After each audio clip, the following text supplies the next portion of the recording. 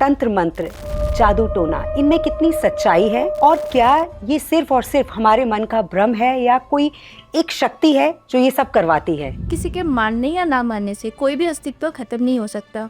अगर भगवान नहीं है तो आपको किसने बनाया, और अगर शैतान नहीं है तो फिर देवी देवता के पास लोग उनके शरण में क्यों झुके हैं? भूत प्रेत होते हैं आपके भोग के भूखे, उनको भोग दो, वो आपका बिल्कुल काम करेंगे। लेकिन अगर आप किसी अच्छी शक्ति से कहोगे जाओ उसका बुरा करके आओ, कोई भी अच्छी शक्ति कभी भी किसी का बुरा नहीं करती है। जिसके ऊपर माता आ रही है ना, उसके पति से नहीं बनेगी और साथ में रहना पसंद नहीं करते, आपस में लड़ाई झगड़ा होगा।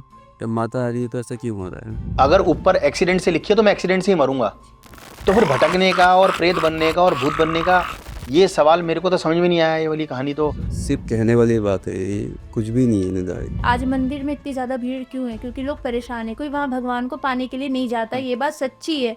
आज के लोग जो भी साधना करते हैं वो कभी देवी देवता को पाने के लिए साधना नहीं करते, लोग अपनी इच्छाओं की पूर्ति के लिए साधना करते हैं। बहुत से लोग ऐसे होते हैं जो कहते हैं कि हमारे घर पे किसी ने तंत्र कर दिया, पर ज़रूरी नहीं कि आपके ऊपर तंत्र ही हुआ हो सकता है आपके कोई एंसेस्टर ही है जो प्रेत योनि में जाके आपको परेशान कर रहे हैं, और होता भी बहुत सारे लोगों के साथ में होता है ये। क्या किसी इंसान की कुंडली देखकर भी ये जाना जा सकता है कि इस इंसान के ऊपर भूत प्रेत है या आत्माओं का साया है?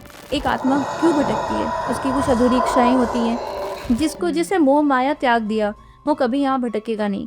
और मोक्ष की जो लोग बात करते हैं, मोक्ष बहुत ही ऊपर की बात है, बहुत आसानी से नहीं मिलती है। प्रेत क्या कर रहा है? आपके ऊपर से प्रेत को हटा रहा है, तो वो प्रेत कहाँ जाएगा? वो आपके घर में ही आ रहा है, कहीं और नहीं जा रहा वो।